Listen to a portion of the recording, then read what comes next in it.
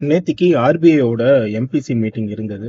So இந்த meeting வந்து every quarterly once நடக்கும். ஸோ அதில் ஒரு சில அனௌன்ஸ்மெண்ட்லாம் இருக்கும். ஜென்ரலாக அதில் வந்து ரெப்போ ரேட்டு, அப்புறம் முக்கியமான ஃபினான்ஷியல் அப்டேட்ஸ் வந்து அதில் கிடைக்கும் நம்மளுக்கு. ஸோ பொதுவாக இந்த ரெப்போ ரேட்னா என்ன, இந்த எஃப்ஐஎஸ்க்கு வந்து நேத்திக்கு வந்து டேக்ஸ் ஃப்ரீ சொல்லியிருக்காங்க, அதெல்லாம் என்னங்கிறத கொஞ்சம் டீட்டெயில்டாக பார்க்கலாம். பட் பிஃபோர் தட் நம்ம ரெப்போ ரேட்னா என்ன, அது எப்படி ஒர்க் ஆகுது அப்படிங்கிறது பார்ப்போம். ஸோ எவ்ரி குவார்ட்டர்லி ஒன்ஸ் வந்து ஆர்பிஐ வந்து என்ன இன்ட்ரெஸ்ட் ரேட் அப்படிங்கிறத அனௌன்ஸ் பண்ணுவாங்க. இப்போ லாஸ்ட் குவார்ட்டர்ல வந்து 5.25 இருந்தது. சேம் அதே 5.25 இப்போ கன்டினியூ ஆகுது. ஸோ இது வந்து என்ன ஆகும்னா, ஆர்பிஐ வந்து பேங்க்குக்கு பணம் கொடுப்பாங்க, கடன் மாதிரி கொடுப்பாங்க.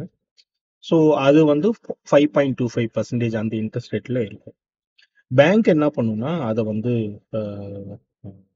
பர்சனல் லோனு, இல்லை ஹோம் லோனு, இல்லை மற்ற விஷயத்துக்கு அதில் பயன்படுத்தி அதுலேருந்து இன்கம் ஜென்ரேட் ஆகிறத வச்சு அதை வந்து கம்பெனி வந்து ஆர்பிஐக்கு இன்ட்ரெஸ்ட் கொடுத்துட்டு ரிமைனிங் இருக்கிறத வந்து எக்ஸ்பென்ஸ் போக ப்ராஃபிட்டாக காட்டும். இதுதான் ஓவராலாக இந்த ரெப்போ ரேட்டுங்கிறது. நம்ம ஓவராலாக ரெப்போ ரேட் வந்து 5.25% இருக்குது அப்படின்னு. இப்போ வந்து ஹோம் லோனில் வந்து பார்த்தீங்கன்னா, இது ஹோம் லோன் வந்து ஒவ்வொரு பேங்க்குக்கும் ஒவ்வொரு ப்ரொஃபைலுக்குமே இண்டிவிஜுவல்ஸ்க்குமே வேரி ஆகும். காமனாக வந்து 8.5% வரைக்கும் இருக்குது. ஸோ பர்சனல் லோன்லாம் 12%லேருந்து ஸ்டார்ட் ஆகும்.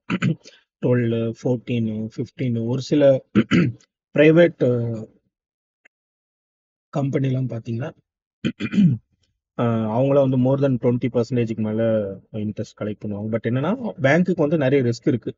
ஸோ அவ்வளோ பணம் வெளியில் கொடுத்துட்டு திருப்பி வாங்குறதுல வந்து ரிஸ்க் இருக்கு. அவங்க கட்டாமல் போகலாம், இல்லை ப்ராப்பராக கட்டும்போது தான் அவங்களுக்கு அது ரெவன்யூ ஜென்ரேட் ஆகலாம். நம்ம நம்ம இந்தியாவில் ரெப்போ ரேட் வந்து 5.25% இருக்கு. பட் இதே யூஎஸ்ல எடுத்தோம்னா 3.75% தான் இருக்கு. ரொம்ப கம்மியாக இருக்கு. அண்ட் யூகேல சேம் அதே தான். பட் ஈரோ ஜோன்ல, யூரோப்பியன் கண்ட்ரீஸ்ல அரௌண்ட் 2% தான் இருக்கு.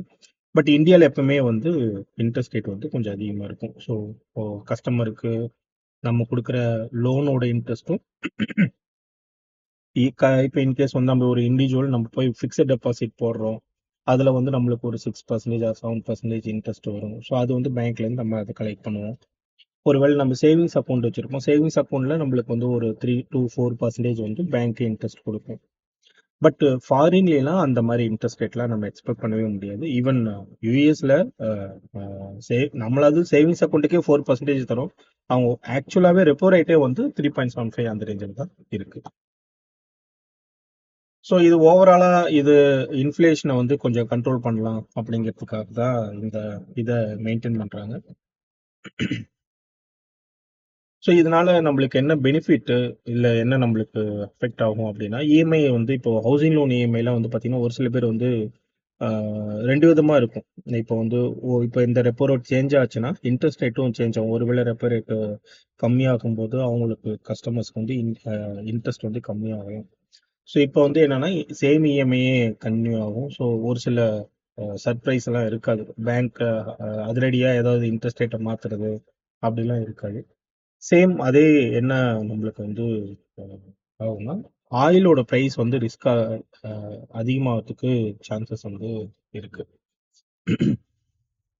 ஸோ இது ஓவராலாக ரெப்போ ரேட்டோட இன்ஃபர்மேஷன் தான். இன்னும் கொஞ்சம் நிறைய டீட்டெயில்ஸ் கொடுக்கலாம் பார்த்தேன். பட் ரொம்ப ஷார்ட்டான வீடியோங்கிறனால இது இது ரொம்ப முக்கியங்கிறனால இதை அப்டேட் பண்ணிட்டு இருந்தேன்.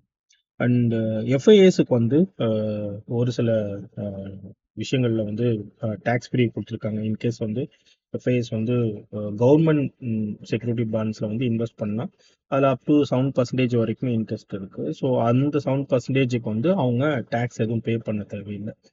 பட் இதில் என்ன முக்கியமான விஷயம்னா, நாம இந்தியாவில் இருக்கோம், நாம போய் ஏதாவது கவர்மெண்ட் பாண்டில் போய் நம்ம இன்வெஸ்ட் பண்ணோம் அப்படின்னா நாம அதை டேக்ஸ் பே பண்ணணும். பட் ஃபாரினர்ஸ்க்கு அந்த பெனிஃபிட் இருக்கு. பட் ஏன் அது அவங்களுக்கு கொடுக்குறாங்கன்னா, டாலர்ஸா உள்ள வரும். நம்ம ஆல்ரெடி நம்ம வந்து அஹ், நம்ம இந்தியாவோட அஹ், பண மதிப்பு வந்து ரொம்ப விழுந்துட்டு இருக்கு. ஸோ டாலர்ஸ் கொஞ்சம் உள்ள அதிகமாக வரும்போது ஒருவேளை அது ஸ்டேபிள் ஆகலாம் அப்படின்னு சொல்லிட்டு கவர்மெண்ட் இந்த ஸ்ட்ரக்சர் கொண்டு வந்திருக்காங்க.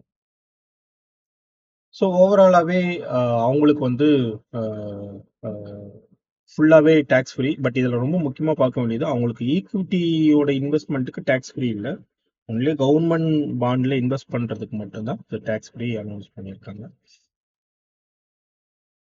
இதுல ரொம்ப இன்னொரு முக்கியமான விஷயம், இப்போ ஃபாரின் இன்வெஸ்டர் வந்து இந்தியாவில் இன்வெஸ்ட் பண்றாங்க, அவங்களுக்கு கவர்மெண்ட் பாண்ட்ல 7% இன்ட்ரெஸ்ட் கிடைக்குது. அது அவங்க இன்கம்மா ஜென்ரேட் பண்ணி கொண்டு போய்க்கலாம், டேக்ஸ் பே பண்ண தேவையில்லை இந்தியாவுக்கு. பட் இப்போ இன்கேஸ் நாம இந்தியாவில இருந்து, இப்போ நான் ஒரு இண்டிவிஜுவல், நான் போய் இப்போ ஒரு அமெரிக்காவில் போய் ஒரு ஏதோ ஈக்விட்டிலையோ இதுலையோ ஒன்று பர்ச்சேஸ் பண்ணுறேன் அப்படின்னா, வாங்குறேன் அப்படின்னா, அதில் வந்து எனக்கு கவர்மெண்ட் வந்து இந்தியன் கவர்மெண்ட் வந்து ஒரு சில ரெஸ்ட்ரிக்ஷன் இருக்கும். ஸோ நார்மலாக பே பண்ணுறது ஃபஸ்ட்டு அது ட்ரேடு எடுக்கிறதுக்கு நிறையா லீகலாக பண்ணுறதுக்கு அது நிறையா ப்ரொசீஜர் இருக்குது. அதை தாண்டி நம்ம அது ட்ரேட் எடுக்கிறோம்னா அதுக்கு நம்ம செப்பரேட்டாக மார்ஜினு ப்ளஸ் அட்வான்ஸ் டேக்ஸ் எதுவும் நம்ம பே பண்ணணும்னு நினைக்கிறேன். ஸோ அட்வான்ஸ் டேக்ஸ்லாம் பே பண்ணி தான் நம்ம அந்த ஃபாரின் இன்வெஸ்ட்மெண்ட்டுக்கே போக முடியும். பட் அது ஒன்ஸ் அது நம்ம அந்த இயர் முடியும் போது நம்ம எவ்வளோ பே பண்ணோமோ அதுக்கு வந்து நம்ம திருப்பி வந்து டேக்ஸ் வந்து டிடெக்ட் பண்ணிக்கலாம். ஸோ அதனால் அது எதுவும் பிரச்சனை இல்லை. பட் நம்ம இனிஷியலாகவே அதை நம்ம பே பண்ணுற மாதிரி இருக்கும். நம்மளுக்கு அந்த பெனிஃபிட் கிடைக்கல.